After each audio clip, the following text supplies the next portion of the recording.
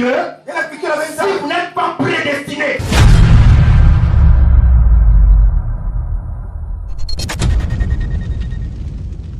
C'était la sémence prédestinée, la sémence parole, la sémence divine au Dieu, qui est la nature de Dieu, enfouie au-dedans de lui, pour faire de lui, au Dieu, un jour un prophète.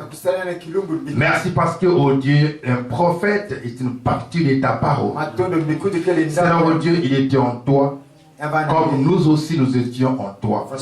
Ô Dieu de gloire, avant que le monde nous fît, Seigneur, Dieu, nous avons existé. Et quand tu as manifesté tes sémences dans le temps, et tu nous as appelés, afin, Seigneur, Dieu, d'éclairer chaque sémence par ta parole, ô Dieu, envoyée dans chaque âge, comme étant la lumière. La parole, une fois manifestée, Seigneur Dieu Tout-Puissant, pour éclairer les sémences prédestinées, comme tu as fait pour Moïse ce jour-là sur la montagne, ô Dieu, alors qu'il était en train de paître les troupeaux de son beau-père. La lumière a apparu sous forme de la colonne de feu qui a éclairé la sémence. Et cela a donné vie au Dieu. Et ce dernier a su qu'il était un prophète. Il a su ce jour-là il était un Dieu. Il a su ce jour-là il était un libérateur. Il a su ce jour-là qu'il était un législateur. Merci, il était plus qu'un roi. Merci parce que oh Dieu, la prédestination, Seigneur Dieu, a fait de lui ce qu'il est devenu. Merci Seigneur Dieu parce que nous avons trouvé grâce. Et Seigneur Dieu, cette réunion, nous voulons recommander cela entre tes mains. Seigneur Dieu, nous avons trouvé grâce devant ta face. Avec toute humilité, Seigneur Dieu, nous nous présentons devant ta face. Il est écrit, tu résistes aux orgueilleux, mais tu fais grâce aux humbles. Nous voulons nous humilier devant ta sainte et divine présence. Nous voulons, Seigneur Dieu Tout-Puissant, s'abaisser devant toi. Nous voulons, Seigneur Dieu, s'humilier au Père, afin que tout ce qui est en nous soit stérile. Que ce soit la connaissance, que ce soit les raisonnements, que ce soit les savoirs. Nous voulons, Seigneur Dieu, que le Saint-Esprit, ô Dieu, lui qui est la source d'inspiration, puisse, ô Dieu, prendre la prééminence de toutes choses. Viens et règne en nous. Viens, ô Dieu, dirige, Seigneur, ô Dieu, cette réunion. Viens, Seigneur, ô Dieu, et parle, Seigneur, à travers nous. Viens, Seigneur, ô Dieu, écoute à travers nous. Et viens et pour apporter une compréhension parfaite, ô Dieu, de la parole de Dieu. Merci parce que, ô Dieu, tu as promis, c'est la paix. Là où deux ou trois sont réunis en ton nom, tu seras là présent. Voilà pourquoi nous pouvons nous humilier. Parce que par la foi, nous croyons que tu es là présent. Nous sommes inspirés de savoir que tu es là présent. Parce que ce jour-là, oh Dieu, Seigneur, oh Dieu, quand Élisée a parlé devant au Géasi, en disant, Seigneur, oh Dieu, si Dieu pouvait ouvrir tes yeux, pour voir ce qui nous entoure. Le prophète a dit que c'était sous l'inspiration, avec les optiques qui n'avaient rien vu. Mais par la foi, il croyait qu'étant un prophète, étant un fils de Dieu, c'est le Dieu, le Dieu Tout-Puissant qui les envoie. Il est toujours plus près d'eux, Seigneur Dieu, afin de les aider pour accomplir, oh Dieu, les desseins de Dieu. Et nous croyons par la foi que tu es là présent. Voilà pourquoi nous nous humilions, Père. Prends ta parole. Révèle-le-nous, Seigneur Dieu. Prends ta puissance, au Père. Révèle-le-nous, au Père. Nous voulons te connaître, Dieu, en puissance. Nous voulons te connaître aussi en parole. Nous voulons te connaître aussi, oh Dieu, par révélation. Nous voulons te connaître, Dieu, à travers toutes tes vertus, afin que ton peuple soit béni. Non seulement ceux qui sont ici visibles, mais l'auditoire invisible. Bénis, oh Dieu, cet endroit. Bénis ces lieux, oh Dieu, puisque tu l'as dit, tous les foulera la porte de notre pied nous sera donné en possession. Ces lieux, oh Dieu de gloire, nous déclarons cela consacré dans le nom puissant de notre Seigneur Jésus-Christ, et que ta grande lumière puisse, oh Dieu, éclairer, Seigneur, oh Dieu, cet endroit, cette parcelle, les quartiers même, oh Dieu, que se réveille au Père, soit puissant au Père Céleste afin de rassembler toutes les semences prédestinées en ces lieux, ô Dieu. Seigneur, nous le croyons. Tu es un Dieu vivant. Tu accomplis toujours ta parole. Alors que la trompette sera sonnée, laisse que Dieu les semences soient rassemblées. Seigneur, Dieu, sois prêt, Seigneur, Dieu, pour la bataille. Parce que la trompette aussi révèle la bataille, le combat. Oh Dieu, alors qu'il y a des esprits qui se battent sur la terre. Nous avons Dieu, nous avons le diable. Mais tu es le Dieu puissant. Seigneur Dieu, la victoire est pour nous et la victoire est pour toi. Que Satan soit battu d'office à travers nos pensées, à travers des démons qui dérangent les gens par des maladies bizarres. Rien que par ta voix, oh Dieu, que nous déclarons, nous réclamons, Seigneur, la guérison divine soit communiquée à tes enfants maintenant et à jamais. Dans le nom puissant de Jésus-Christ, Père. Il est écrit nos cœurs ne brûlent-ils pas quand tu le parles. Que ça soit ainsi. Bénis l'homme de Dieu. Bénis celui qui a organisé ces réunions. Bénis-le au Dieu encore davantage. Bénis Seigneur au Dieu de son ministère. Bénis toutes choses afin que la gloire te revienne. Merci pour tout. Reçois la gloire, la puissance, au siècle des siècles. Au nom de Jésus-Christ, pour ta seule gloire. Amen. Amen. Que Dieu vous bénisse. Je bénis l'Éternel. Vous pouvez vous asseoir pour cette réunion. Je suis tellement béni. Et je crois que nous sommes tous bénis. Amen. Nous serons encore bénis par la parole. Amen. Vous savez, j'ai lu le brochure.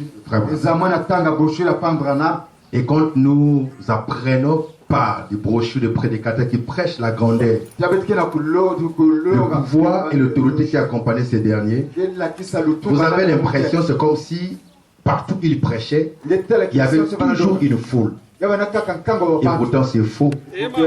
Amen. Frère Branham, il a prêché dans les endroits, il a prêché dans des maisons, là où il y avait juste 3 personnes, 5 personnes, 15 personnes. J'ai dit ça dans la Bible. Et sa propre église, il n'avait que 300 brebis. Alors que nous avons des églises ici, si vous pouvez compter même les nombres, vous pouvez arriver même aux 3000, 5000 membres. Mais le grand prophète qu'il était, il gérait juste 300 âmes avec la grandeur du temps que Dieu l'avait accordé. Mais quand vous regardez l'humilité et Dieu qui l'accompagnait, voyez, donc vous regardez que Dieu est humble. Dieu est simple. Il faut l'accepter dans sa simplicité. Ne regardez pas les apparences. Les apparences parfois trompent. Mais regardez Dieu dans sa parole. Ce qui est important, c'est la parole qui sera prêchée ici. Parce que ce qui nous est important, c'est la présence de Dieu. Vous pouvez être 1000, 1000 ou 3000. Si Dieu n'est pas avec vous, donc vous n'êtes pas béni. Voyez, la bénédiction d'un peuple, la bénédiction d'une église, la bénédiction d'un foyer, la bénédiction d'une maison, c'est la présence de Dieu au milieu de nous. C'est ce qui fait la bénédiction. Et quand Dieu n'est pas avec vous, peu importe ce que vous avez, peu importe ce que vous possédez, ça peut être des maisons, ça peut être des comptes en banque, mais pour Dieu cela ne compte pas. Vous êtes juste un pauvre malheureux. Parce que quand vous allez mourir, on ne vous appellera plus chef, on ne vous appellera plus honorable. Voyez, on vous appellera pauvre. Pauvre interne. Amen. Et nous ne sommes pas pauvres parce que notre Dieu, et à lui appartient la richesse. L'or et l'argent lui appartiennent. Voilà pourquoi je crois que nous sommes bénis ce soir. Amen. Et je me réjouis par rapport à ce qu'on nous a présenté comme thème. Je crois que ça nous fera du bien d'aborder cela et voir la volonté de Dieu par rapport à ce que Dieu nous a présenté comme thème. Quand vous lisez la Bible, quand vous lisez l'Ancien Testament et le Nouveau Testament, il dit que vous allez voir Christ. Et quand vous lisez la Bible, et vous ne voyez pas Christ, vous devez relire votre Bible. Et quand nous regardons chaque thème, nous regardons chaque écriture, nous voyons Christ. Et là, quand vous voyez Christ, automatiquement vous voyez l'épouse. Parce que Christ a dit, là où je serai, vous serez aussi. Si Dieu est là présent, nous voyons que l'épouse doit être là. Voilà, quand nous parlons de Christ, nous parlons automatiquement de sa femme. Parce que c'est elle qui a pris la relève. Écoutez, nous allons nous mettre debout. Sans plus tarder, nous allons lire la Bible. Et voir ce que Dieu nous a réservé ce soir. Et je crois que cela nous fera du bien. Je suis dans le livre de 2 Rois, chapitre 4, verset 8. Là où on a tiré ce thème, cette histoire. Un jour, Élisée passait par Sunem. Il y avait là une femme de distinction qui les pressa d'accepter à manger. Et toutefois qu'il passait, il se rendait chez elle pour manger. Elle dit à son mari, voici, je sais que cet homme qui passe toujours chez nous est un saint homme de Dieu. Faisons une petite chambre haute avec des murs et nettoyons-y pour lui un lit, une table, un siège et un chandelier, afin qu'ils y retirent quand il viendra chez nous.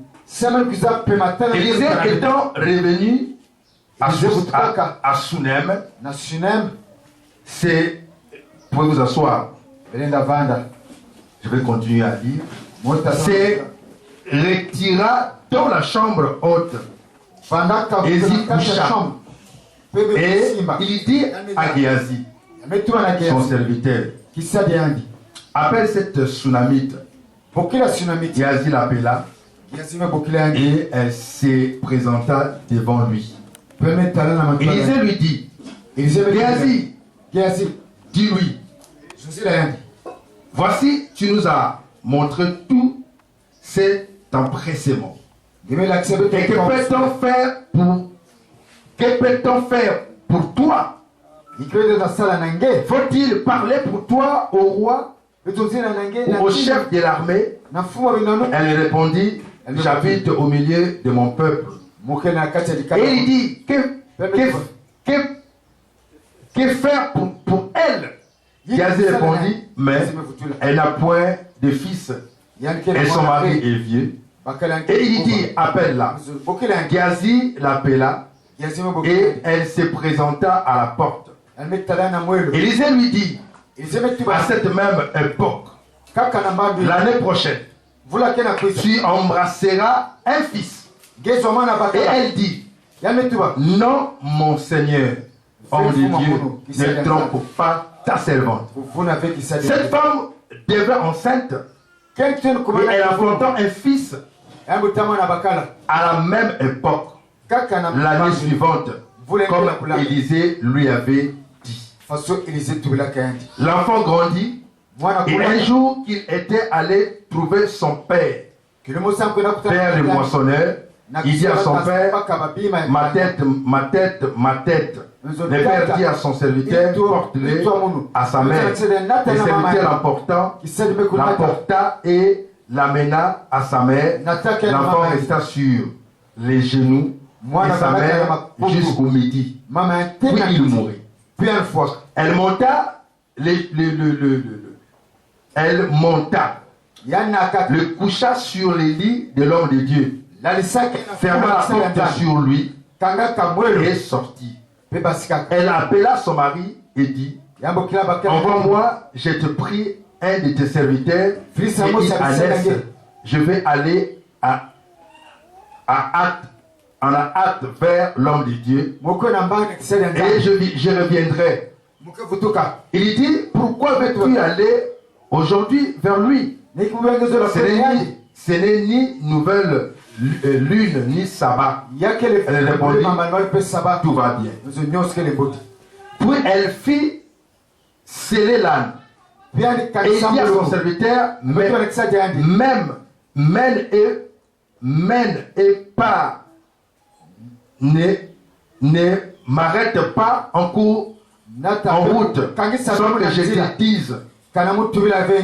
Elle partit donc et rendit vers l'homme de Dieu sur la montagne du Carmel. L'homme de Dieu, l'ayant aperçu de loin, dit à Géasi, son serviteur, voici cette Tsunamite. Maintenant cours donc à sa rencontre.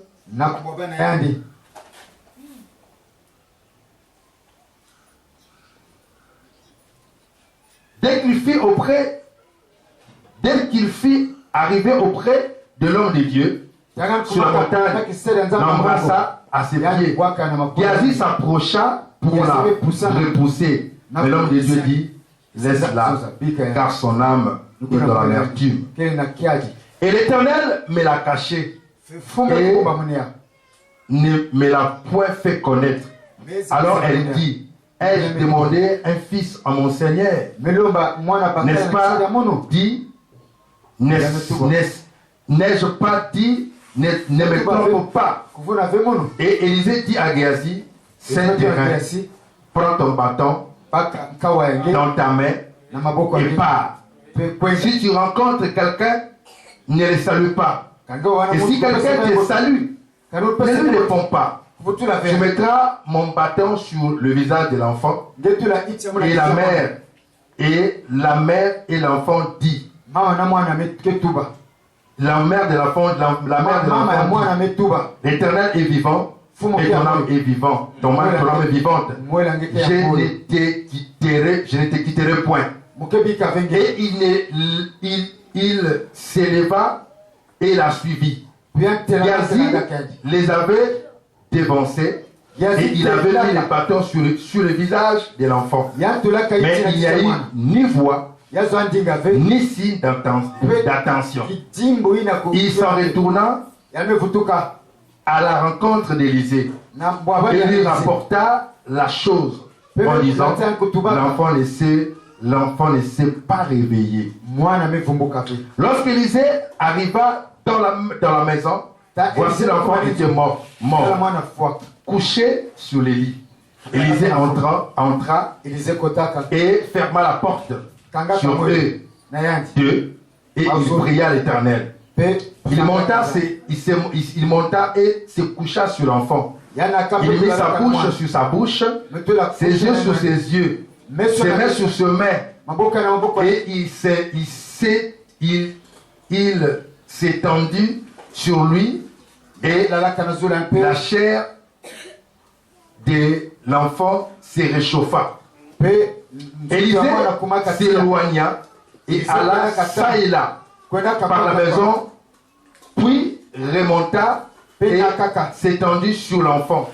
Et l'enfant éternua 7 fois. Et il ouvrit les yeux. Amen. Amen. C'est vraiment prophétique. Hein? Tellement prophétique. Lisons ceci. Et ça nous fera du bien. Il va aller juste là où il y a eu la résurrection.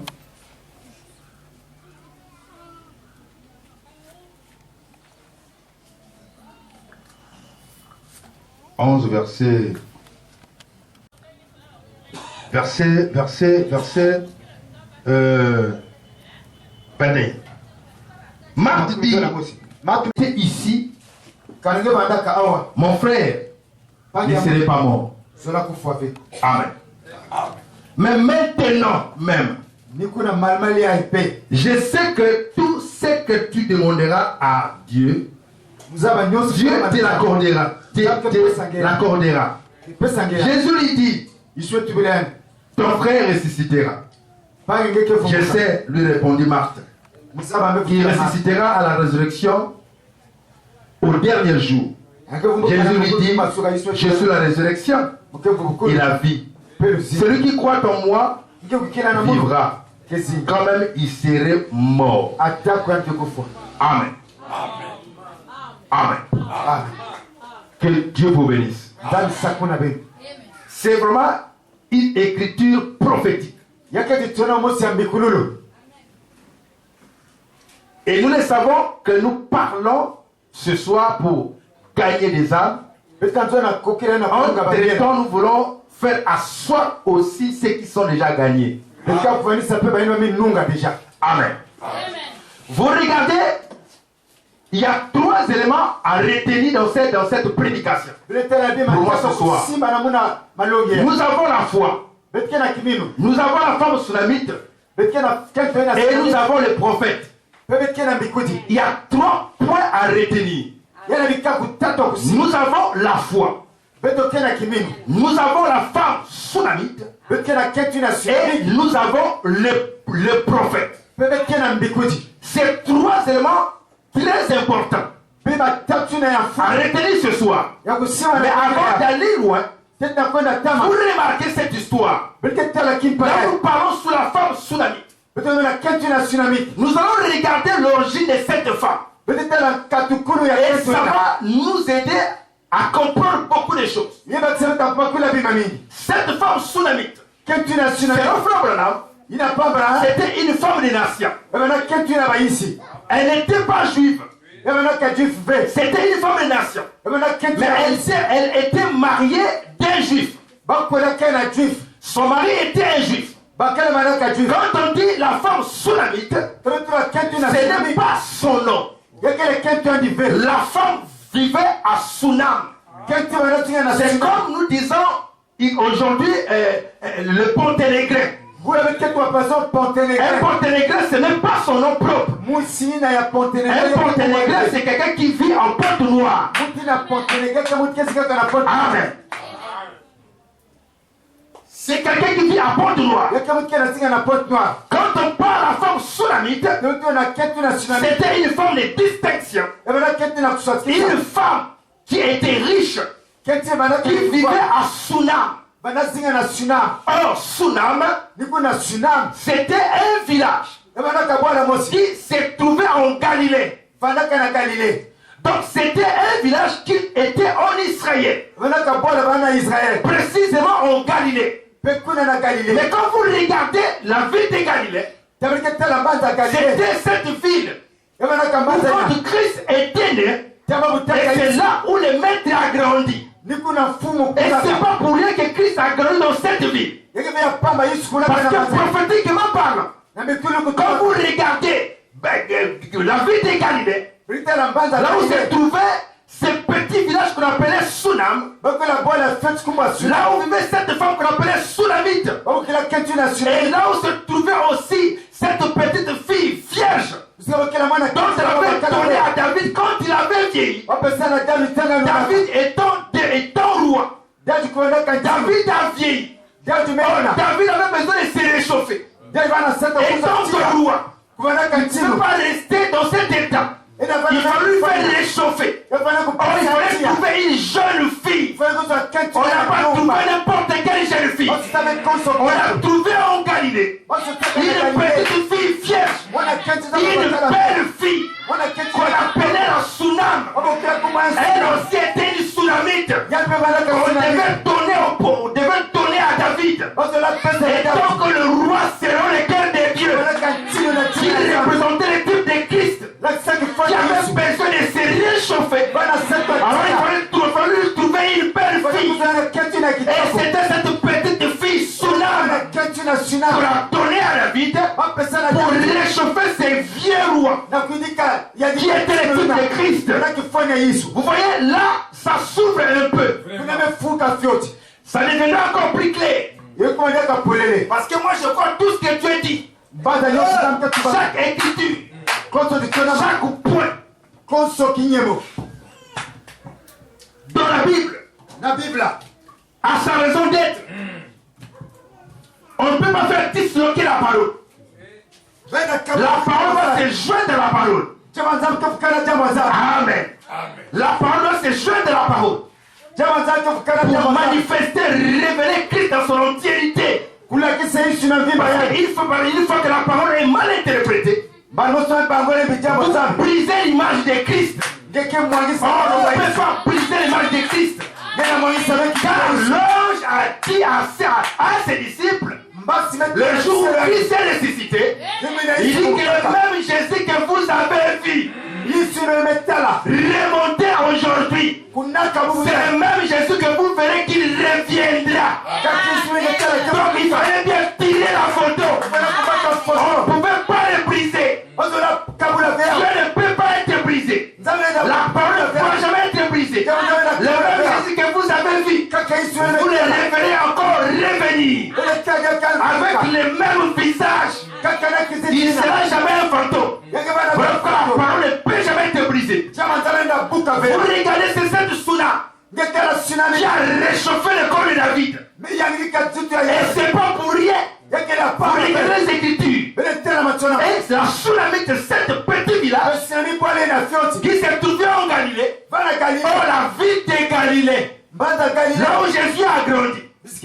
Quand Dieu donnait la position à chaque sémence, le jour où Josué plaça le Fils de Dieu, et quand Josué a reçu la commission pour pouvoir placer les croyants, placer les Israélites, placer chaque fils de Dieu par inspiration, selon la volonté de Dieu, chacun va occuper une position. Et quand tu regardes Galilée, cette ville-là, il voit les enfants d'Israël, il va tomber sur Nephtali. Et cette ville qui était une portion de terre que Josué donna à Nephtali. Quand Josué était en train de placer chaque fils, et chaque position était prophétique. Cela voulait dire quelque chose. Regardons les Écritures. Il lui donna cette position. C'était Nephtali. Quand vous regardez Nephtali, mais ils sont prophétiques. Quand Moïse y vient, il commence à bénir Nephtali. Il dit que Nephtali, il a toute la faveur de Dieu sur toi. Il y a toutes les bénédictions de l'Éternel sur toi. C'est pas encore fini. Il dit que l'Occident ainsi que le Midi sera ta position. Donc nous parlons de Nephtali, nous traitons avec le pouce d'Afrique, parce que le Midi est en Afrique. Les hommes sous forme de type, ils montrent déjà la position de l'église. L'église d'Afrique, le pouce d'Afrique, qui sera placé. Et c'est pas pour rien qu'il a fait ça. Il faut encore la penser. Quand Dieu le plaça, et il savait placer Nephtali. Tout le Nephtali en cadet, sachant que ça devait être sa position, mais précisément l'Occident. Et quand l'évangile a quitté l'Occident, l'évangile s'est dirigé directement à l'Afrique. Quand frère Branham est parti, Dieu lui a laissé la promesse. Il dit qu'en Afrique il y a une épouse, parce que l'évangile ne pouvait plus aller de l'autre côté de l'Europe. Dieu est passé par là. Il a fini avec les Européens. Et quand il traita avec les Occidentaux, il dit qu'après vous, il dit que ça descendait en Afrique, qui est le Midi. C'est là où se trouve le pouce d'Afrique. Vous restez prophétique. C'est pas encore fini. Que Dieu a choisi Nephtali. Regardons la Bible. Là nous sommes au livre des juges. C'était au temps des juges. Là où les juges dirigeaient le pays. Avant que le roi arrive, qui a permis? C'était Déborah. Déborah regarde Nephtali. Déborah regarde aussi Zabulon. Il dit que c'est la seule tribu qui a prouvé sa force pour pouvoir affronter même la mort. Quand il y a eu les batailles d'Israël, pour le placement de chaque fils de Dieu, parmi tant d'autres de les tribus, il n'y a qu'une seule tribu qui pouvait affronter la mort pour accorder la nation. C'était Nephtali. Voilà pourquoi Nephtali c'est l'Afrique. C'est la seule épouse. Au jour où nous parlons, c'est la seule qui va affronter la mort. À travers la promesse du prophète, où l'Église recevra l'adoption dans sa plénitude. C'est Nephtali.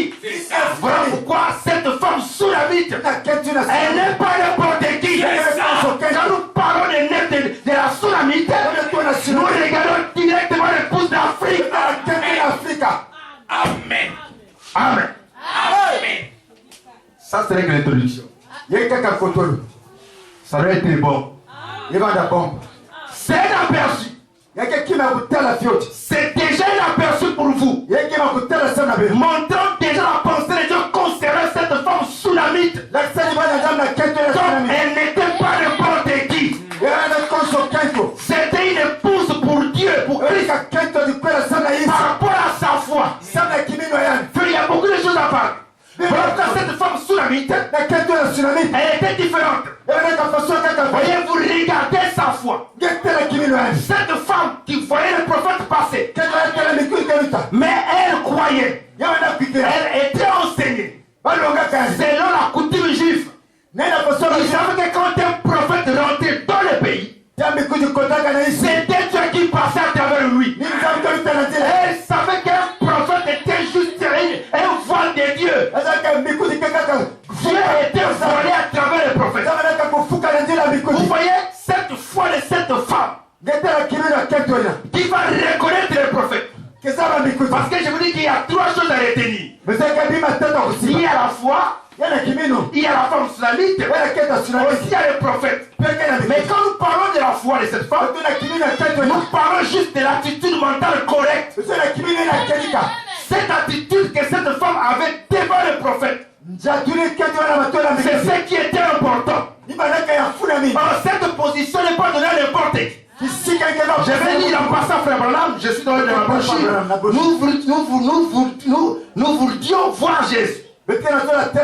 Prêché le 5 décembre 1954. Paragraphe 19. Il dit ceci. Souvenez-vous, mes amis, la manière dont vous vous approchez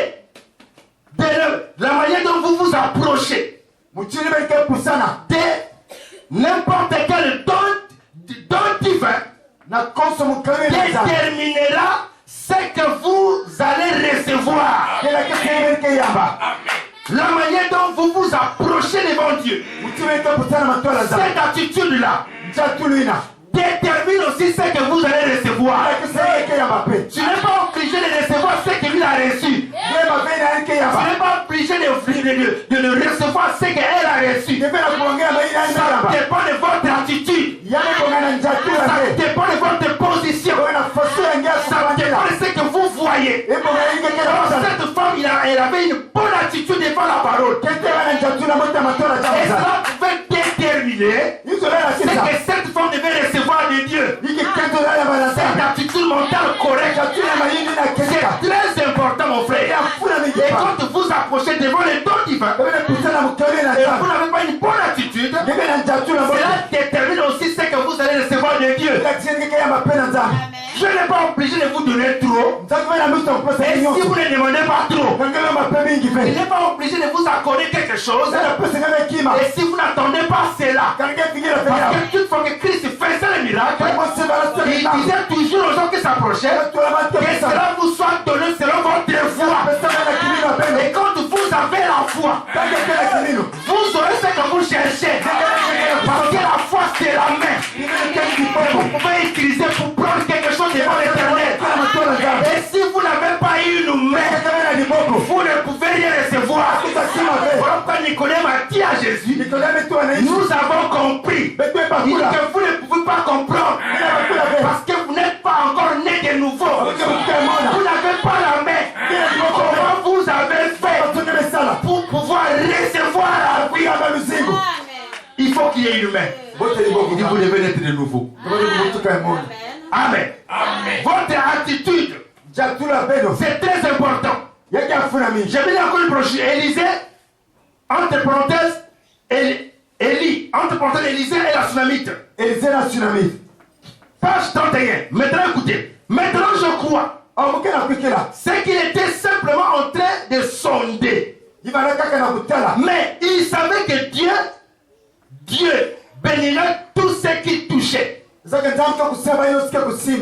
comprenez cela? Croyez que Dieu bénissait cela. Il croyait. Il a donc dit, Dieu a béni ceci. Si tu poses cela sur l'enfant, je crois que Dieu va le rétablir.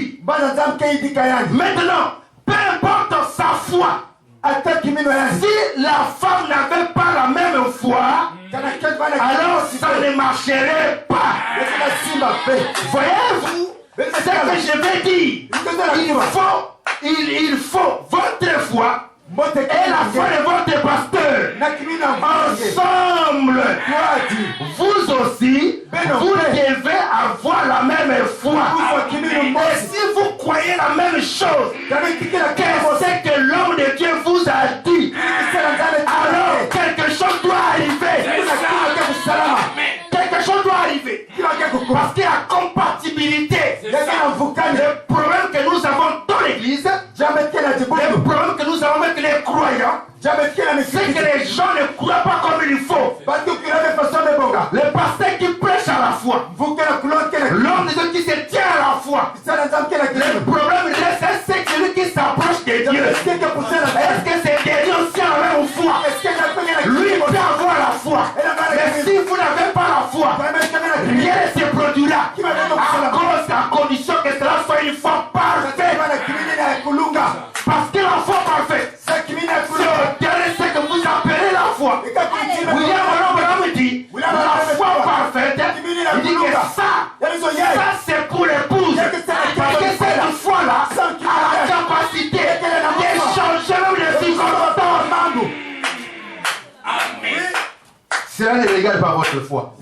Parce que ça c'est la foi de Dieu. Il n'a pas besoin de votre foi. Quand cela s'engage, cela devient comme une pluie. Que Dieu fait descendre sur la terre. Ne peut jamais remonter sans effet. Mais avec votre foi naturelle, vous devez croire la même manière que l'homme de Dieu croit. Si l'homme de Dieu croit et que vous ne croyez pas, Dieu est vraiment sur Marie. Parce que tous les dons de Dieu, l'attraction n'est pas la foi. Tout ce que Dieu possède, son Père n'est pas la foi. Quand vous regardez la pyramide, moi j'aime prêcher en regardant la pyramide. Quand vous soulevez la pyramide, vous voyez la position de la foi. C'est au début. Dieu le place comme fondement. Et les lettres de vertu viennent s'asseoir sur les haines. Donc il n'y a pas la foi. Donc vous n'existez pas. Autrement dit, vous êtes juste des païens. Et la foi que moi je parle d'une foi révélée. Même que la foi est une révélation. Je parle pas de la foi mentale. Je parle de la foi tant que révélation. Observez cette foi. Qui est une révélation. C'est une foi possessive. Parce que frère me dit, il y a la foi confession, il y a la foi possession. Vous pouvez confesser la foi, mais vous n'avez pas la foi. Vous ne l'avez pas. Comme étant une subsistance. Si vous l'aviez, Dieu a dit, vous direz à cette montagne-là, vous parlez à cette maladie-là, vous direz à ces démons-là, vous direz à ces difficultés-là, vous direz à la pauvreté, vous direz aux sorciers de la famille, ôtez-vous de là. C'est ça. Amen. Amen. Parce que cette foi-là est puissante. Cette foi-là est terrible. C'est fait pour la bataille. Et c'est la foi victorieuse. C'est ce que Dieu utilise dans la bataille. Au combat, dans des circonstances pareilles, dans les quartiers comme ça, on ne plante pas l'église avec notre vertu. Ici là, on ne peut pas utiliser la vertu de la patience. Ici là, on ne peut pas utiliser la vertu de, je ne sais pas, d'amour. Ici là, nous plantons l'église. Comme Dieu a planté l'église au jour de Paul, il n'a pas besoin d'une autre personne. Il fallait l'onction L'onction du lion. Il faut savoir être un homme de foi. Capable d'affronter les circonstances. Pourquoi l'homme de Dieu en parle là? Qu'il y a des choses qui se font ici. Quand vous combattez ceci, tout vous vous répondez, tout vous mourrez. Ça c'est l'onction du roi. C'est la manière que vous pouvez faire pour planter Dieu dans un endroit, dans votre famille, dans un quartier. Toutes les vertus ensuite, il n'y a pas de placement, il n'y a pas de positionnement, sans révélation. Donc moi je parle de la foi. Quand vous l'aviez, vous avez l'accès partout. Frère, ça, on appelle ça un laisser-passer.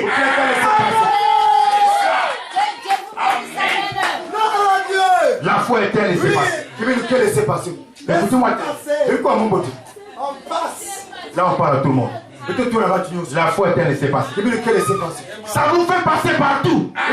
Jésus a dit, si vous croyez en moi, vous verrez tout ce que j'ai fait. Observez cette écriture. Jésus n'a pas dit, si vous croyez en moi, pour que cette foi soit confession. C'est vrai que Jésus a dit, si vous croyez en moi, il faut être en Christ, afin que cette foi devienne pour vous une foi possessive. Parce qu'il est écrit, même au jour de Paul, quand il a défini la foi, il a bien signifié cela, en disant que la foi est une ferme assurance des choses qu'on espère, il est démonstration de ce qu'on ne voit pas, et à la fin Pierre, Paul va préciser, pour l'avoir possédé, il n'a pas dit pour l'avoir confessé, non monsieur, il n'a pas dit pour l'avoir expliqué, non monsieur, il n'a pas dit pour l'avoir enseigné, non monsieur, il dit pour l'avoir possédé. Parce que selon Dieu, vous devez posséder la foi. Et quand vous la possédez, écoutez-moi très bien, la foi, ne devient plus sa foi, ça devient votre foi, votre propriété, votre patrimoine. Ce n'est pas pour Dieu, mais pour toi, parce que Dieu te l'a donné. Pourquoi il pouvait dire, il ne pleuvra jamais, ni rosée, ni la pluie sur le parole. Il avait reçu la foi sous forme de la promesse, et ça devient sa foi. C'est pas pour Dieu, c'est de possession. Ça devient votre héritage. La foi c'est l'héritage. On dit que c'était un héritage pour l'âge de Paul. Amen. Paul a partagé la foi. Paul a transmis la foi. Parce que lui, il était l'ayant droit. Lui, il était le propriétaire. Comment Dieu l'avait donné. Amen. Posséder la foi. Pas une foi confession. Pas une foi expliquée. Nous observons aujourd'hui tous les églises. Quand un problème arrive, les frères devaient paniquer. Quand la se présente, les frères devaient paniquer. Quand je ne sais pas le problème arrive, les frères devaient paniquer. Nous prions un Dieu vivant qui est capable de faire tout. Si seulement si vous croyez. Mais si vous croyez, vous allez voir ce Dieu-là se révéler dans votre vie. Il sera un Dieu révélé. Et quand vous allez expliquer Dieu, vous n'allez pas le faire parce qu'on vous a appris. Vous allez dire que moi-même j'ai un fils et je le connais. C'est une seule manière pour ne connaître Dieu, c'est par révélation.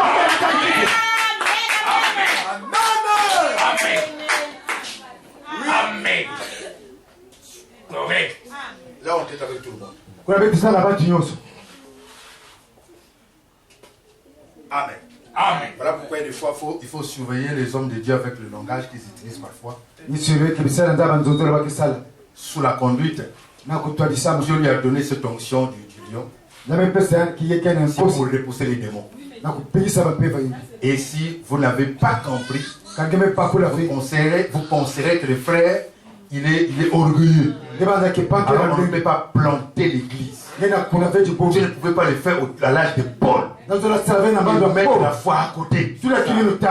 Paul a blâmé les anges. Si quelqu'un vient, on te dit ce que moi j'ai dit.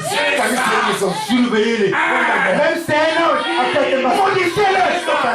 Moi j'ai reçu le mandat de bâtir l'église. Posez les fondements. Si quelqu'un d'autre vient, il vient seulement ajouter. Cela nous confirme.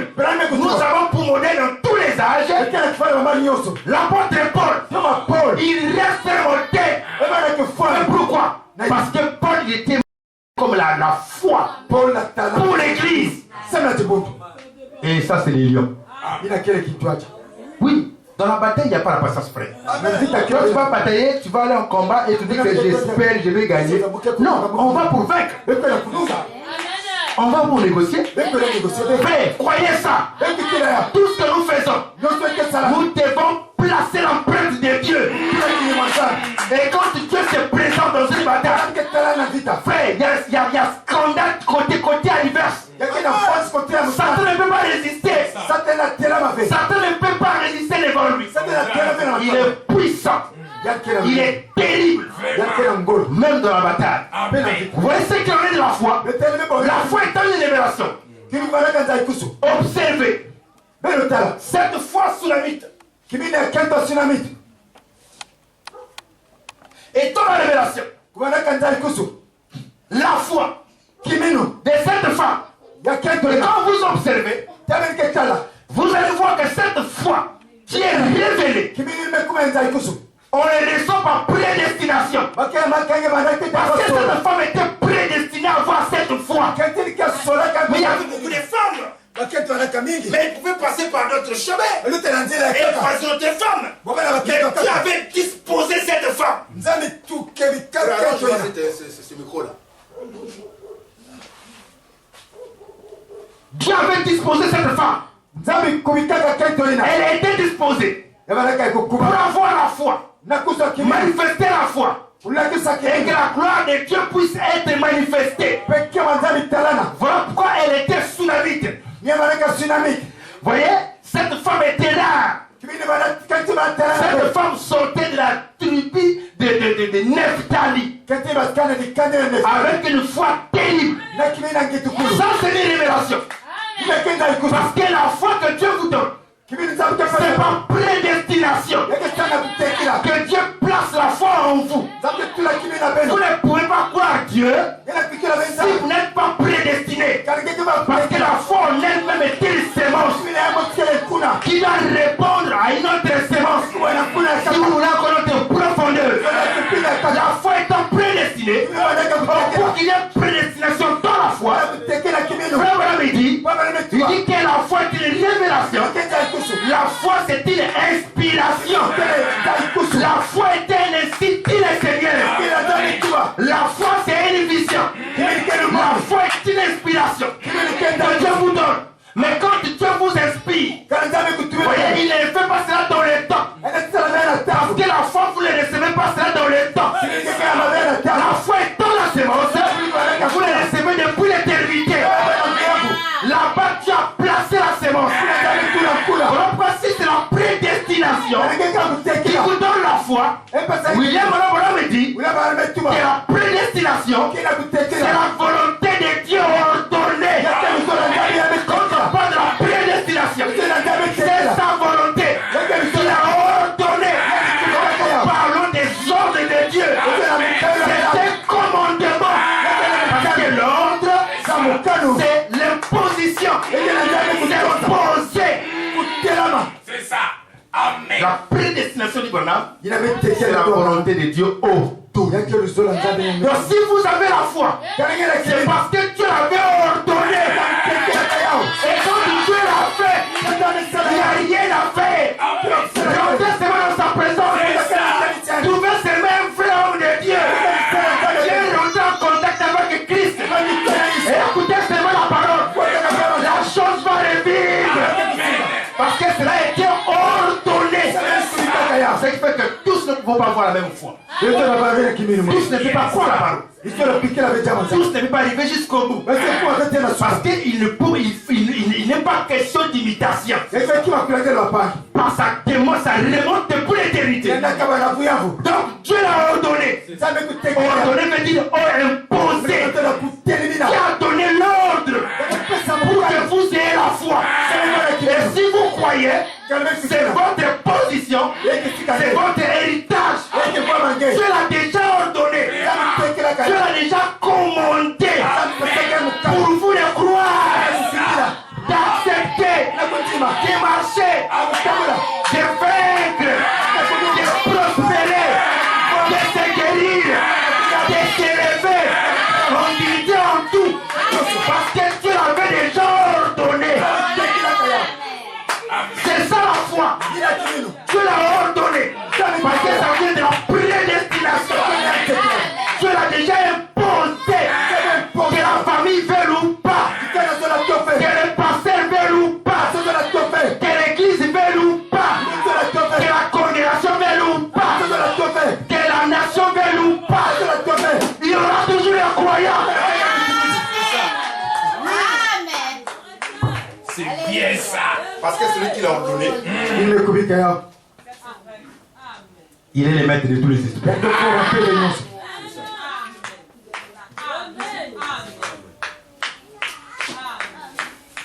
Amen. Celui qui l'a ordonné, c'est le maître de tous les esprits. Dieu l'a ordonné. Dieu l'a imposé. Regardez l'ordre que Dieu donne comme commandement au sujet de la foi. Vous regardez la nature. Quand un général s'approche pour donner des ordres, vous savez ce qui se passe aux inférieurs? Il n'y a pas à bouder. Il n'y a pas à faire quoi que ce soit.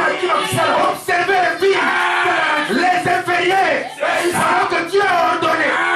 Dieu a commandé pour toi les salles. Dieu a commandé pour toi la foi. Dieu a commandé les placements. Dieu a commandé les reins. Les inférieurs qui ont des regards à vous. Quand un général part dans le commandement, les inférieurs, les murmures là, les sangs gradés là, même si tu as un peu de gras, c'est ce qui se passe. On dit toujours oui chef. Et puis quand on dit oui chef, qui veut dire avançons. Donc cela veut dire ils vont parler une fois à haute voix. Les généraux quand ils parlent, qui a appelé les démons, qui a appelé Satan, qui a appelé tous les esprits, pendant qu'il était en train d'ordonner pour ton salut, pour ta vie éternelle, pour ton placement.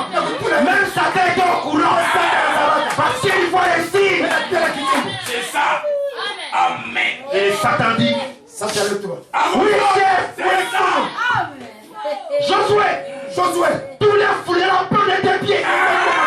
C'est les donne en possession. Cela veut dire Satan écoute. Il ne faut pas l'empêcher. Satan a dit oui chef. Amen. C'est ça. Amen. Si vous n'avez pas la foi, ce n'est pas la faute de Dieu. Dieu a tout dit. Dieu a tout prédestiné.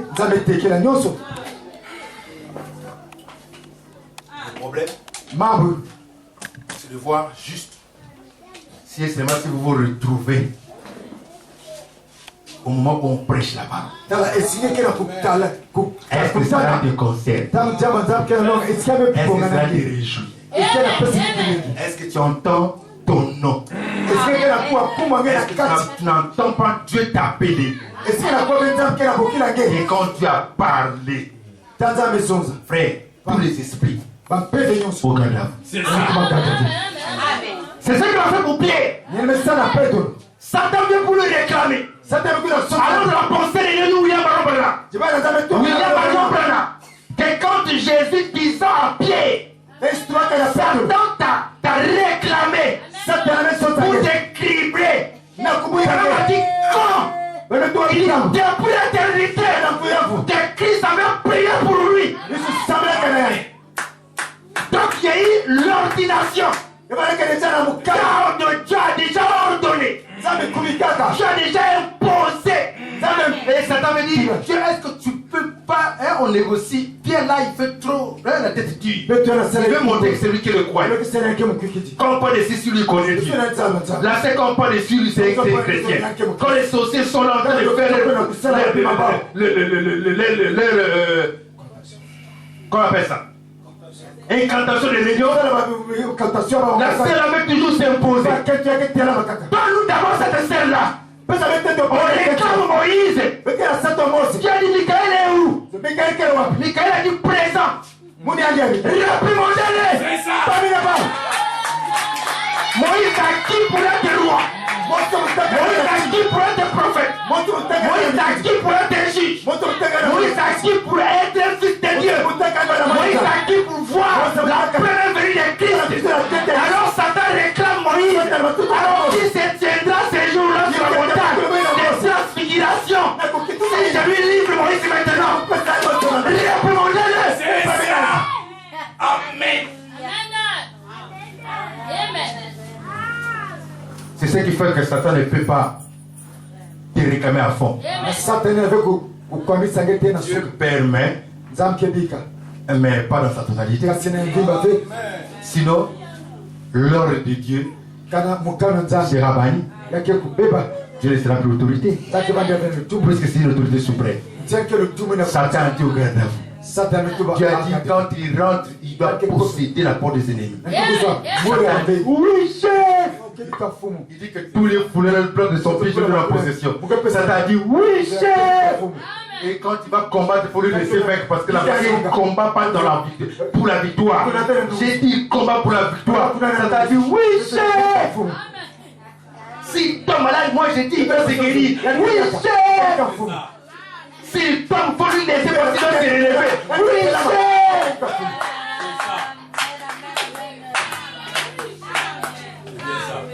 Mais je vous communique la foi. Mais c'est ça la foi de la tsunami. C'est ce que le tsunami a fait. Ah, Dieu est bon. Est-ce que vous avez la foi maintenant? Parce qu'il faut d'abord poser les fondements. Parce que je vais maintenant monter. Et qu'on va arriver sur la foi parfaite, vous devez avoir des bases. Ça, je viens de poser juste des bases. Au sujet de la femme tsunamite. Voilà ce que Dieu a fait pour vous pour l'éternité. Voilà pourquoi quand nous prions, nous devons prier avec foi. Amen. Pourquoi? Parce que ton salut, ta guérison, Dieu l'a déjà fait. Pas dans le temps. Il avait déjà fait. Ta bénédiction, ça a été déjà fait. Nous réclamons seulement. Tout en rappelant l'Éternel, ce qu'il a fait pour nous à la croix. Amen. Bon, comment tu peux m'empêcher de croire la parole? Alors que Dieu l'a déjà ordonné. Alors que c'est une révélation. Cette femme a cru parce qu'elle était ordonnée à croire. Elle était différente de toutes les femmes. Rien que par la signification de son origine, vous voyez le placement. Vous voyez Nephtali. Avec la foi terrible pour vaincre la mort. C'est écrit dans le livre des juges. Nephtali, il est le seul à combattre, résister devant la mort. Rien que pour la cause de la nation. Et c'est là où se trouvait la femme tsunamite. Donc ce n'est pas n'importe quelle femme. Et vous ne pouvez pas placer cette femme-là n'importe où. Elle représente l'épouse des nations. Parce que Midi, ainsi que Occident, c'est sa possession.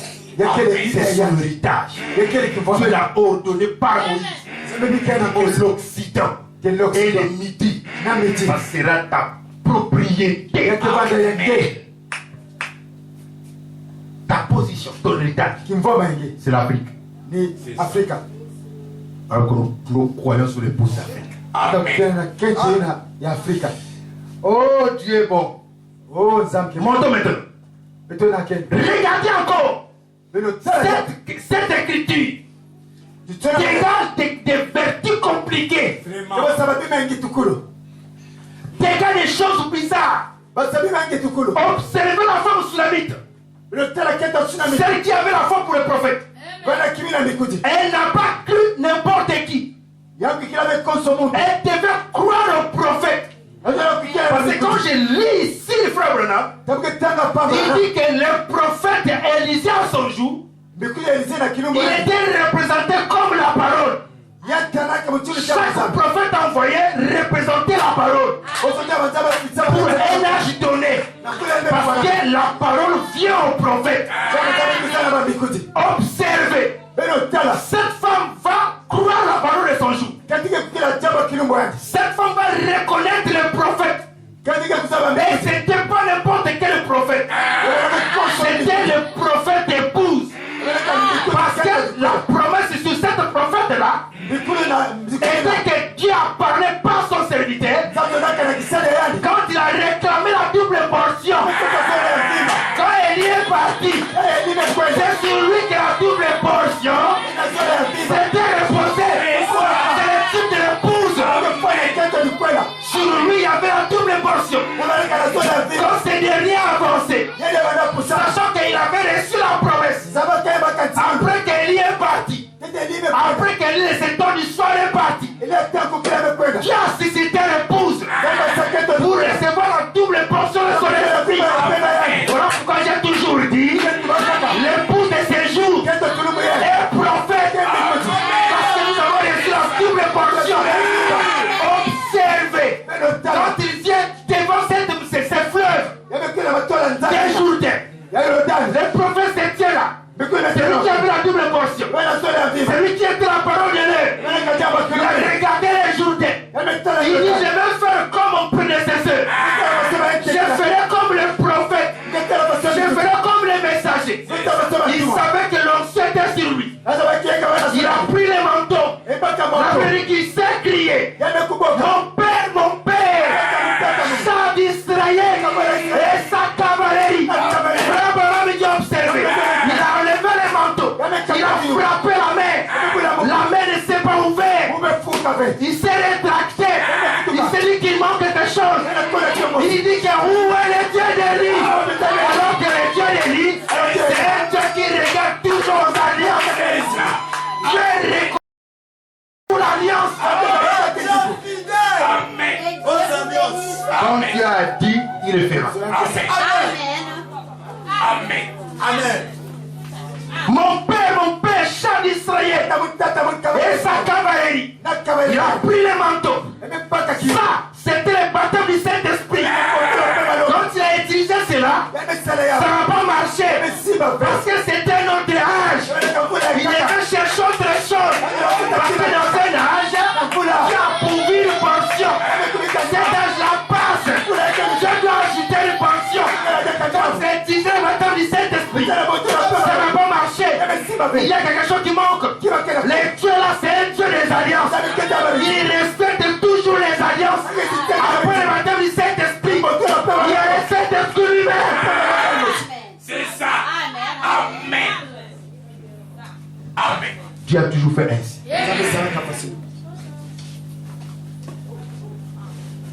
Là, nous traitons avec les élus maintenant. Amen. Amen. Vous n'avez pas encore compris. Écoutez. C'est cette femme. Elle était devant le prophète. Moi, j'aime la parole, frère. Amen. Même dans le moindre détail, vous voyez. Il reçoit la parole. Je ne sais pas si je peux vous le lire. Hein? Vous avez dit qu'il était la parole. Mais frère Branham m'a dit ça où? Vous voyez, frère Branham m'a dit ici dans la brochure La Persévérance. Et paragraphe 61. C'est frère Branham qui l'a dit. dit que Marthe, en sa présence, et à la présence de Jésus-Christ, avec son frère, il dit, avait lu la parole. Vous voyez comment la femme sunamite auprès d'Élie. C'était la parole de Dieu. Croyez-vous cela? Voyez-vous que Élie était la parole? Élie était la parole. Observez. Quand il reçoit la parole, il dit, quand tu ne passes pas, autre chose peut passer. Les voitures peuvent passer. Tout ce que nous observons peut passer. Mais il sauf la parole. La parole ne passera pas. Il a invité la parole. Il a logé la parole de l'heure. Pas n'importe où. Dans le troisième compartiment. C'était dans la chambre. Parce que la maison de Dieu a 3 compartiments. Vous avez la justification. Vous avez la sanctification. Et le baptême du Saint-Esprit. C'est dans sa présence. Il a pris la parole. Il a logé ça dans son cœur. Et quand il a fait ça, observez la suite. Elle qui n'avait jamais mis au monde. Elle qui n'avait jamais vécu une vie heureuse. Parce qu'elle a fait une bénédiction pour un foyer. Quand il a logé la parole dans son cœur, cela a produit la vie. Amen. Amen. Troisième compartiment. Pas la justification. Pas la sanctification. Mais dans sa présence. Quand vous rentrez dans sa présence. Dans les Juifs appelés Saint-Toro. Saint-Toro. Là où Dieu est logé. Les saints des saints. On appelle cela encore le surnaturel. Cette femme a logé la parole dans son cœur. Autrement dit, dans le troisième compartiment, là où il y a le surnaturel, il y a quelque chose qui s'est produit. Observez. Quand Dieu a donné la vie, après cette femme, elle va vivre l'instant. Observez, après l'enfant va mourir. C'est là où maintenant il y a les anges. C'est là où le message maintenant est prêché. C'est ça. C'est là où nous prêchons maintenant le message. L'enfant va mourir. Cette femme qui représente l'église va perdre son enfant. Observez que l'enfant qui meurt, ce n'est pas la foi de l'enfant qui va produire la résurrection. L'apôtre Paul a dit, ils ne viennent plus pour lui, ils n'arriveront pas à la perfection sans nous. Le monde en Christ, il ne peut pas arriver à la perfection sans nous. En réalité, c'est notre foi qui produit la résurrection. Quand nous atteignons la foi parfaite, cet enfant n'avait pas une foi pour croire à la résurrection. Elle ne pouvait pas. Pourquoi? Parce qu'elle n'avait pas cette capacité. Elle était réservée aux vivants. C'est la foi de l'épouse. C'est la foi des élus qui va produire la vie éternelle dans sa plénitude, qui va produire la résurrection. Parce que les morts attendent que nous, c'est notre foi qui va déclencher la résurrection. Amen. Amen. Donc si l'église n'a dit pas la foi parfaite, pas l'enlèvement, parce que l'enlèvement est déclenché d'abord par la résurrection des morts. Ceux qui sont nés en Christ, à l'heure où nous parlons, même William Marion Branham, il n'avait pas eu cette foi-là. Lui aussi nous attend. Il a dit expressément dans les Écritures, si j'avais la foi comme celle des noms, je rentrerai à la maison sans pourtant passer par la mort. Puisque Dieu lui a pas fait cette grâce, elle est réservée aux vivants. Voilà, nous prêchons la foi des noms. C'est nous qui déclenchons l'enlèvement. C'est nous qui déclenchons la résurrection des morts. C'est pas votre foi. La foi n'avait rien à faire. Les morts n'ont rien à faire. Laissez faire Branham tranquille. C'est ça. Amen. Amen. Laissez faire un tranquille. Il ne peut plus revenir pour combattre avec les esprits de l'autre jour. Il a vaincu pour son jour. Comme Paul a vaincu pour son jour. Après son départ, Dieu a suscité encore notre génération. Et cette génération, c'est la nôtre. Dieu nous attend. Les morts nous attendent. Même Abraham nous attend. Parce que les morts qui étaient là, allongés sans rien faire, attendaient que l'enfant des Soudamites. Si cette femme-là ne croyait pas les résurrections, c'est la foi de cette femme qui a mené la résurrection. Amen. Amen. C'est la foi. C'est ta foi qui produira la résurrection des morts. C'est la foi parfaite.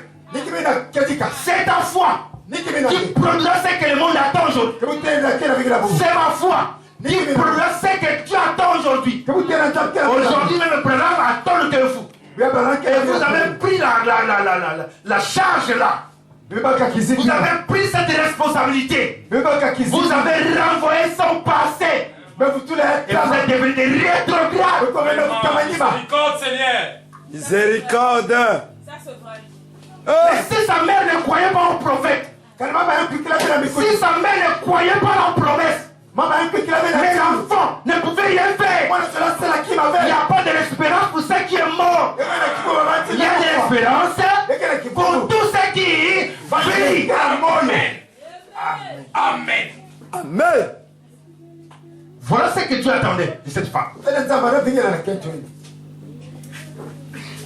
Cette femme devait manifester la foi pour amener à la résurrection la vie de cet enfant. Donc là, la femme commence à représenter la foi de l'épouse. Ce n'est pas n'importe quelle foi, mais c'est la foi qui va ramener les morts en Christ. À la résurrection. Les morts sont là, endormis, sans espérance, en disant en Dieu jusqu'à quand? Jusqu'à quand? Jusqu'à quand? Dieu a répondu par un ange. Attendez jusqu'à ce que l'un de vos frères, tous vos frères, puissent recevoir. On est la marque de Christ. Amen. Voilà pourquoi l'apôtre Paul a parlé. Je voulais le lire. Je vais le lire. L'apôtre Paul a dit, si l'esprit qui a ressuscité Christ d'entre les morts habite en vous, habiter en vous, ça ne peut pas habiter sans pourtant que la rédemption soit achevée. Les gens ne peuvent pas arriver à la maturité pour que leur vie, leur corps devienne une habitation du Dieu vivant. Autrement dit, une maison pour l'éternel. Et quand vous venez, vous devenez une maison pour Dieu, vous devenez un fils placé. Amen. C'est ça. Merci Seigneur. Amen. Observez. Si l'esprit qui a ressuscité Christ d'entre les morts habite en vous, la promesse dit, ressuscitera aussi quoi? Votre corps. Alors là, il s'agissait de la résurrection du corps. La mort avait touché le corps. Il fallait une rédemption dans sa totalité. Il fallait que Dieu notre Seigneur pour accorder à l'église qui croyait la puissance qui a produit les troisième pour amener les morts en Christ à la résurrection. Alors pour que cela soit fait, il faut qu'il y ait des vivants auxquels Dieu va se réjouir de leur foi et il va les accorder ce que nous appelons l'adoption. Dieu remplit de l'esprit. À ce moment-là, l'espoir revient à la nature. Amen. Amen. Amen.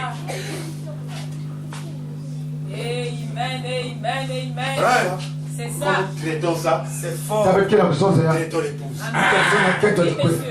Exact. On ne peut pas s'arrêter dans les âges. Les âges, tu as fini avec. Terminé. À l'heure où nous parlons, frère Branham me dit, l'épouse de Dieu sera l'accomplissement de la manifestation de toutes les prophéties, toutes les révélations. Alors nous parlons, sera pour l'accomplissement de ton épouse. Donc quand nous prêchons, nous ne parlons pas de l'épouse, nous prêchons mal la parole. Amen. C'est juste. C'est sa saison. Nous prêchons mal la parole. Voilà pourquoi cette femme devait avoir la foi pour communiquer la vie aux morts. Le corps était touché. Il fallait une résurrection. Il fallait que tu accordes la vie. Mais cela dépendait de la foi d'une femme. Il fallait une épouse. Puisse croire à ce que le prophète va dire. Puisse loger la parole dans son cœur. Il fallait une église qui devait accepter ainsi dit le Seigneur par le prophète et ne pas croire au contraire. Les contraires n'existent pas. Si vous voulez parler au ciel vivant, sachez que là nous parlons. Il y a une épouse qui se prépare. Ça, je vous dis la vérité. C'est pas pour tout le monde. Quand Jésus est venu, c'est pas tout le monde qui a crié en lui. Vous voyez, quand Branham est venu, c'était la même chose. À l'heure où nous parlons, tous ne croiront pas la même chose. C'est l'épouse. Voilà, c'est là. Parce qu'elle est ordonnée. On va dire prédestinée. Qui a commandé. Qui a imposé. Quoi? Fais l'option. C'est bien ça.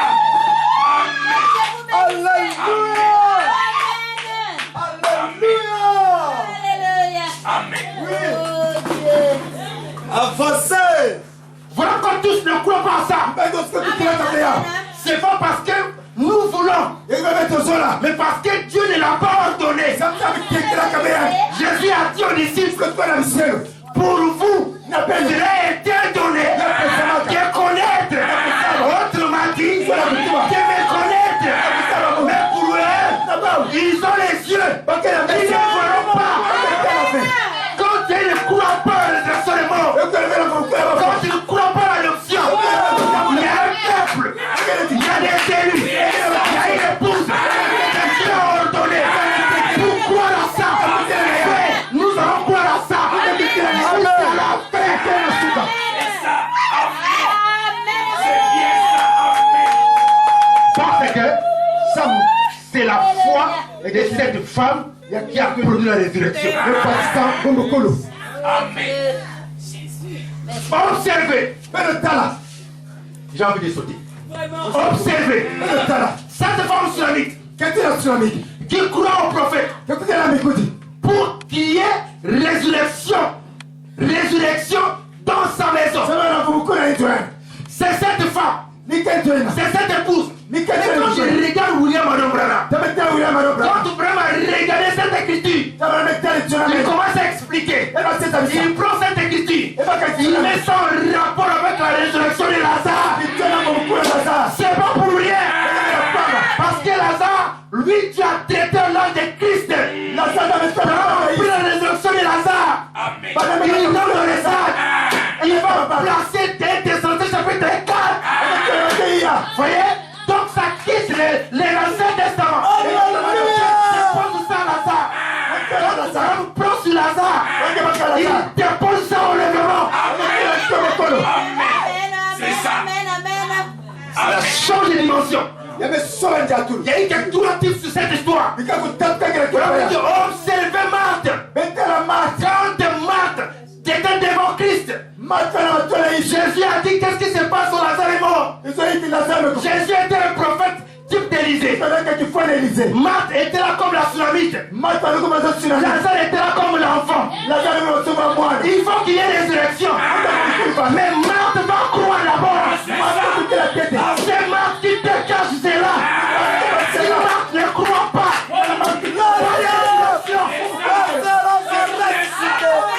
Amen. Amen. c'est ce que l'Église a besoin maintenant là.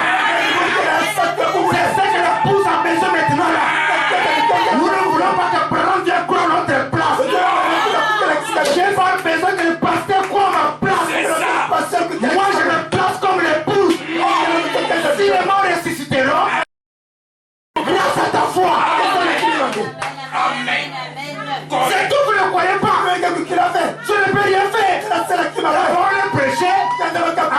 foi, mais ceux qui reçoivent la foi, ceux qui reçoivent la parole, ils n'ont même pas la même capacité de foi. Du coup, il y a décalage. Et quand ils prêchent, ils disent qu'il anticipe les choses. Il n'y a pas question d'anticiper. Il y a question de croire. Parce que même Branham, il a prêché l'enlèvement. Lui-même ne s'est pas enlevé. Amen. Amen. Oui, il anticipe les choses. On va anticiper ça. Ordonnez pour ça. Parce que nous sommes ordonnés. Dieu l'a ordonné pour toi. Ne te compare par lui. Il ne faut pas chercher à être populaire. Moi, quand vous m'amenez dans un tabernacle, je vous place l'épouse. Pourquoi? Parce que la promesse de Dieu pour aujourd'hui, ça comprend c'est elle qui est l'interprétation. Écoutez-moi très bien. Vous n'avez pas encore compris. Cette femme-là, Abraham prend le type, il dépose ça à Lazare. Quand il prend l'histoire de Lazare, il dépose ça à l'enlèvement.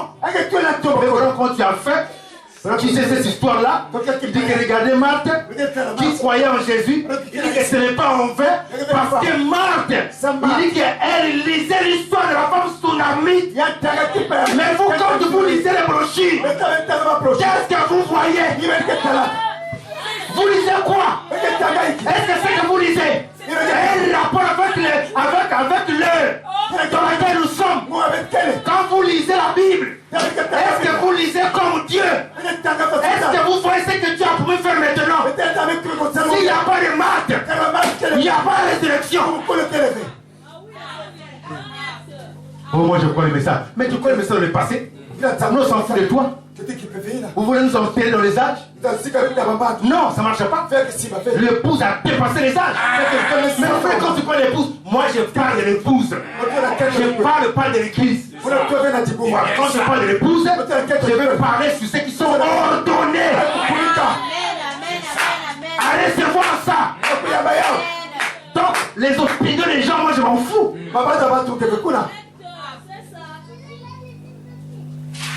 Si Marie pensait seulement ce que les autres disaient sur la femme qui devait accepter, Jésus ne viendrait pas.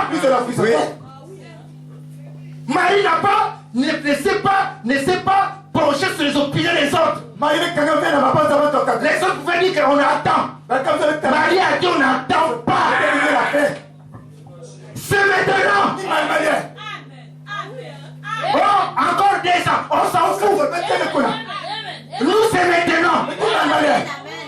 Si Marie avait dit ça, comme Sarah, Dieu allait reporter la promesse. Mais Sarah a fait de sorte que la promesse soit reportée. C'est parce qu'elle n'a pas eu la foi. Elle a dit tu auras le fils, mais selon la chair. Jésus viendra. Mais il faut qu'une femme soit sur la terre. Capacité de croire ainsi dit le Seigneur. Sans réfléchir. Elle a fait de dire que cela me soit fait.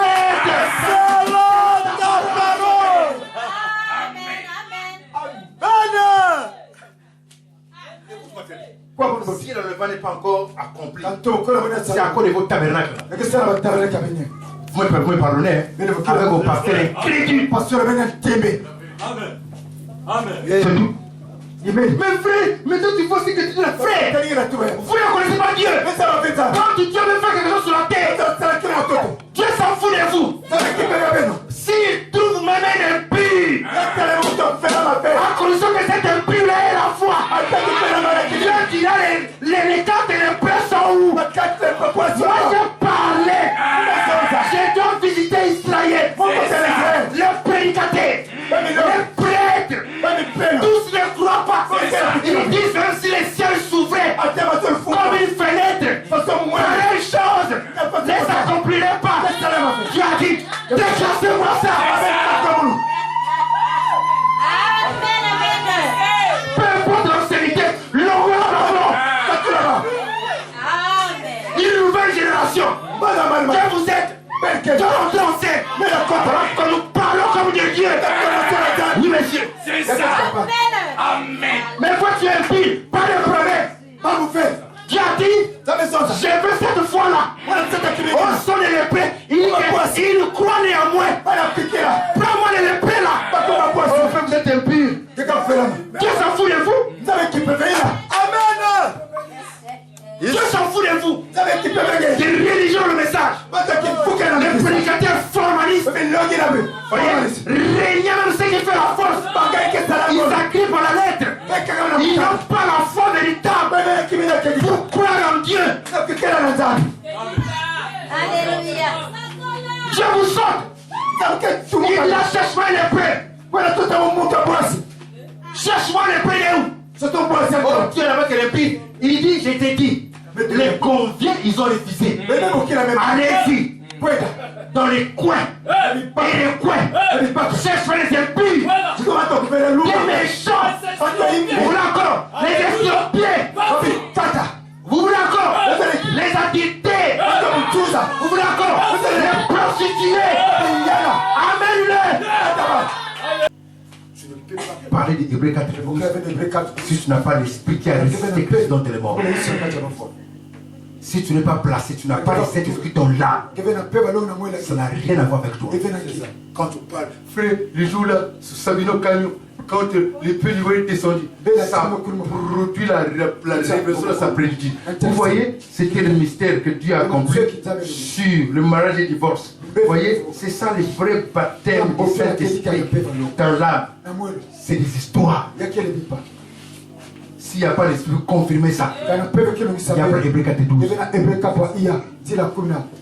Je vais finir. Hein. Frère, mon maison vous fait bien. Je n'ai pas bien parlé. Il ne faut pas m'inviter, frère. Il ne faut pas m'inviter. Quand tu m'invites, tu cherches des problèmes. Je commence en bas. Tirer en haut. L'atterrissage, c'est en haut là. C'est là où se trouve le lit de repos.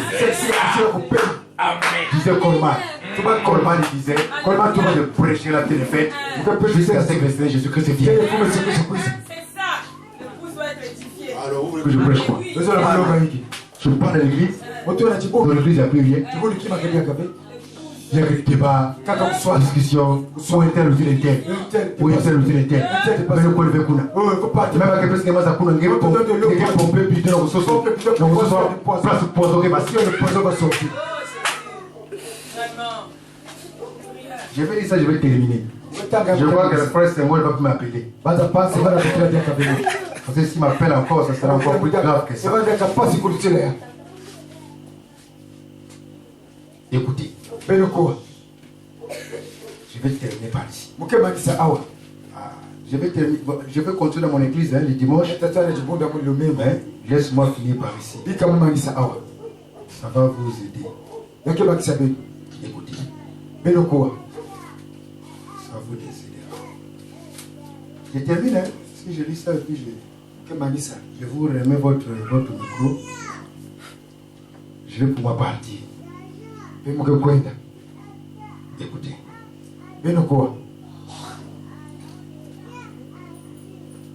La Vierge Marie. Les frères Oli me disent souvent, toi là, vous allez voir un ganga au temps qu'à donc nous allons gâter sur le Yéba. Je suis dans. N'ayez pas peur. À Bullshit, n'ayez pas peur. Prochain vendredi, le 24 février 1961. Je crois que le frère va pas. Écoutez, frère. La Vierge Marie. Une femme vierge. Qui n'avait pas connu d'homme. L'esprit, la couverture de son ombre, a créé une cellule de sang. Cette cellule de sang produisait le Fils de Dieu. Il n'est ni juif ni gentil. Il était Dieu. Vous voyez, nous sommes sauvés, dit la Bible, par le sang de Dieu. Le sang vient du sexe mâle. L'hémoglobine sort du sexe mâle. Vous les gens, maintenant, c'est le printemps. Le printemps. Ici, aujourd'hui, j'observais, là, dans le buisson, un petit oiseau. qui était en train de se construire un nid. Il se construisit un nid. Eh bien, et cette vieille mère d'oiseaux peut monter sur ce nid et couvrir un nid plein d'œufs. Et si elle n'a pas été en contact avec un mâle, cela ne va pas s'éclore. Écoutez, il se peut qu'elle couvre ses œufs et qu'elle soit très loyale, qu'elle retourne à ses œufs aussi loyalement que possible, qu'elle crève de faim jusqu'à être si misérable qu'elle ne peut pas s'envoler du nid si elle n'a pas été avec le mâle. Les œufs ne vont pas s'éclore. Ils n'ont pas de cellules de sang à l'intérieur. La vie vient du sang. La vie est dans le sang. C'est comme l'église aujourd'hui.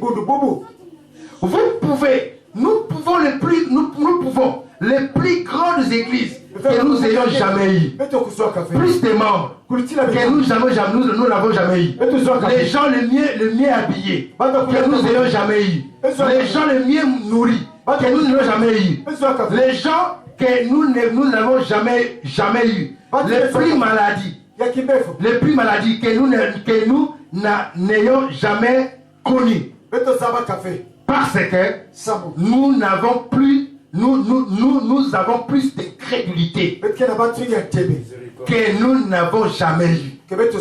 C'est juste, il y a quelque chose à faire. Ces œufs resteront la même dans ce nid.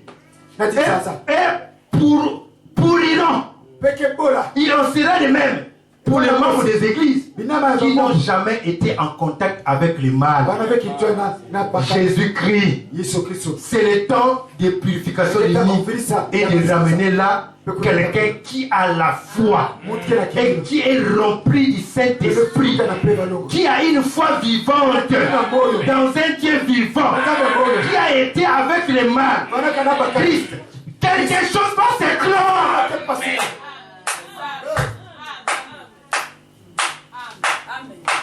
Il faut quelqu'un qui a une foi vivante, qui est rentré en contact avec le mal, qui est Christ, le Dieu vivant, là où la parole est rendue manifeste. Si vous ne rentrez pas en contact avec le Saint-Esprit à travers un humain, que vous ayez une église grande ou comment, les œufs qui sont les semences de l'église pourriront.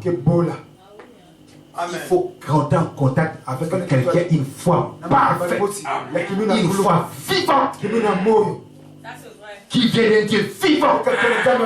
Maintenant, cela produit Hébreux 4:12. Écoutez l'interprétation. Maintenant, écoutez la Bible.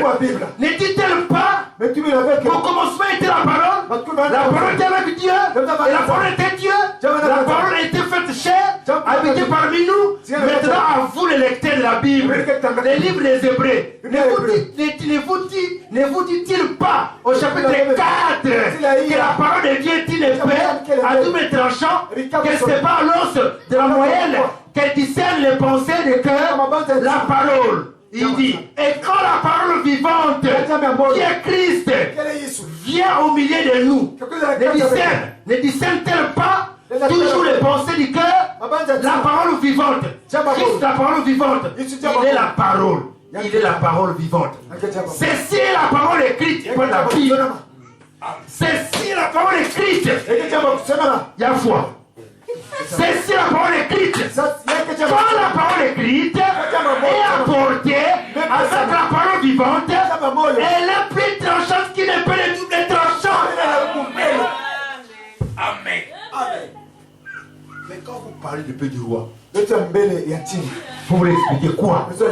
Si Dieu vivant, il n'est pas manifesté à travers son esprit, confirmant les messages dans l'église. Quand vous parlez de ce qui est écrit, c'est la lettre. Et la lettre est tue. L'esprit vivifie. Cela veut dire la parole. C'est comme un corps. C'est juste un cadavre. C'est ça. bien ça. Frère, dis à fois, ça me fait Lettre que ça lève, Dieu va acheter il y aura un corbeau qui va acheter, frère. Il va dans un quoi que soit bien. Parce qu'ici, aujourd'hui, même les corbeaux vont rentrer au ciel. Même quoi que côté de Mazul. Les hommes impurs. L'épouse a cette capacité. Par sa foi. Parce qu'elle possède la foi parfaite. Qui change les circonstances. Qui impose. On me dit que sa voix est plus que la voix d'un archange. Parce que c'est la voix de Dieu qui parle à travers elle. Il va dire que toutes les puissances du ciel accompagnera ses paroles. Celui qui donnerait un verre dans l'incipit, il ne paiera pas sa récompense. Maintenant, je n'ai pas beaucoup lu. Voilà ce qu'il en a de cette tonnerre. Voilà ce qu'il en a de la foi de cette femme tsunami. C'est la foi de l'épouse. C'est le 7e saut. C'est le tonnerre. Parce que cette foi-là a pour but soit produire la résurrection. Quand il produit la résurrection, elle doit produire ce qui n'a jamais été. Depuis que le monde est mort, c'est ce que Dieu va faire maintenant. Mais il faut que la tsunamite, celle qui a la capacité d'affronter la mort. Parce que votre ennemi, c'est la mort. Les derniers ennemis sont apportés pour la parler. L'esprit qui a ressuscité Christ est contre les morts. Si cela habite en vous, il ressuscitera notre corps.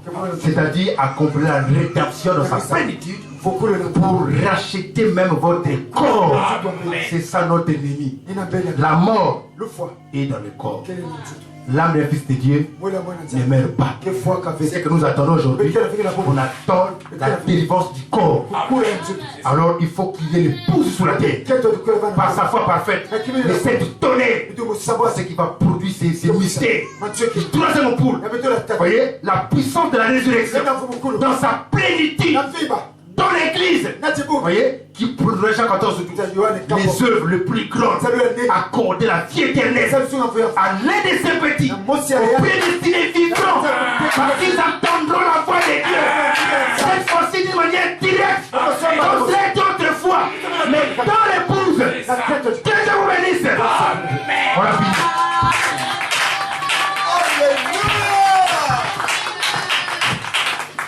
Oh, est-ce qu'on peut encore acclamer le Seigneur?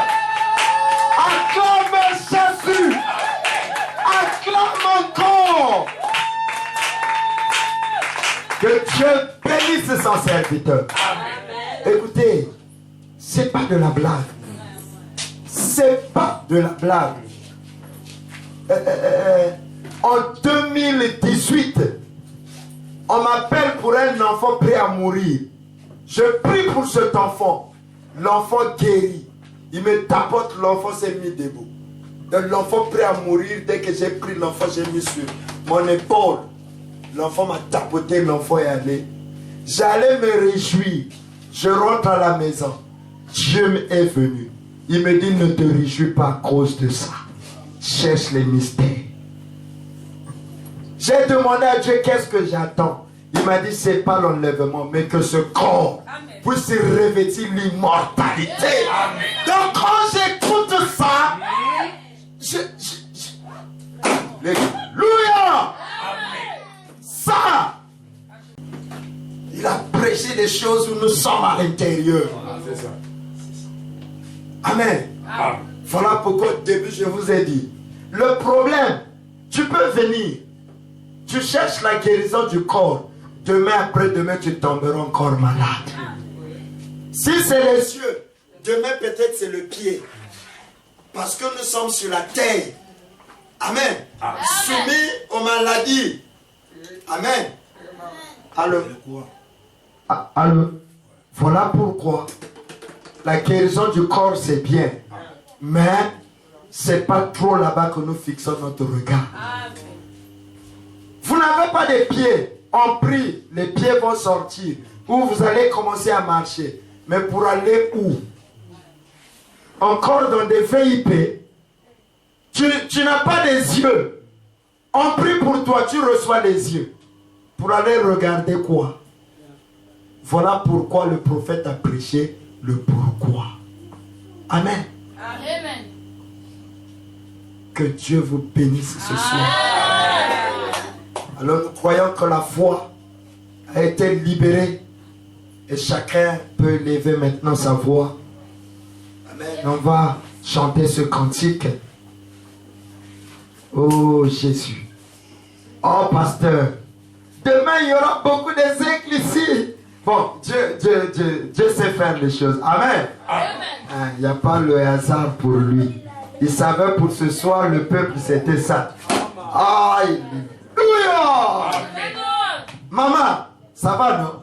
Ça va non? Amen. Retrouvé non? Amen, amen. C'est ça, sinon on va passer par la tribulation. Faisons attention.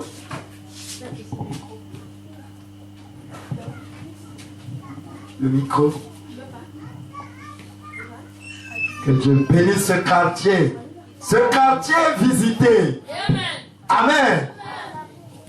C'est ça le message. Ça fait du bien. Nous allons chanter crois seulement, crois seulement, crois seulement. Gardez l'atmosphère, ne soyez pas distraits. Crois seulement.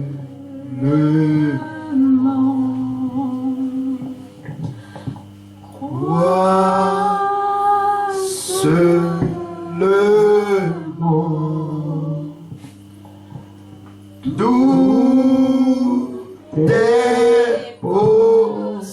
Tout est possible ce soir.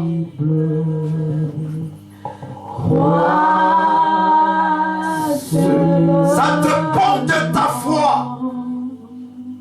Crois seulement. Crois seulement.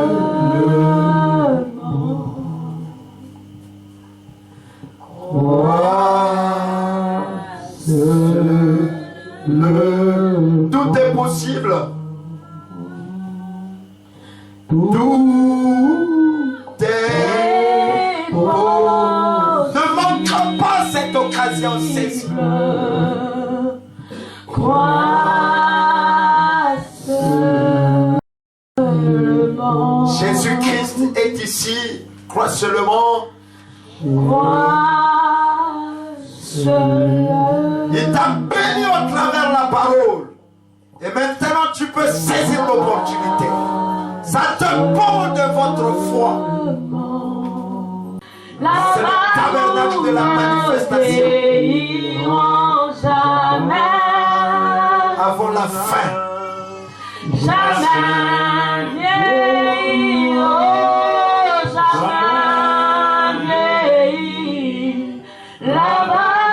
Chacun peut lever maintenant sa voix. Je ne connais pas ta situation, mais Jésus connaît. Que chacun lève sa voix maintenant. Commence à parler à ton Dieu.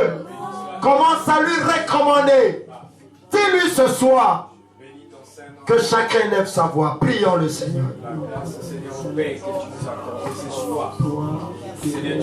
Dieu notre Père. Nous avons dit Amen à la parole comme un mari qui a reçu la promesse. Donner au Dieu appelant le Fils. Afin que Seigneur oh Dieu puissant, Marie, on est quelques craintes d'incrédulité. Communion avec toi. Parce que tu dans as les lieux célestes, Seigneur au Père. avec un homme qui là où Seigneur il a la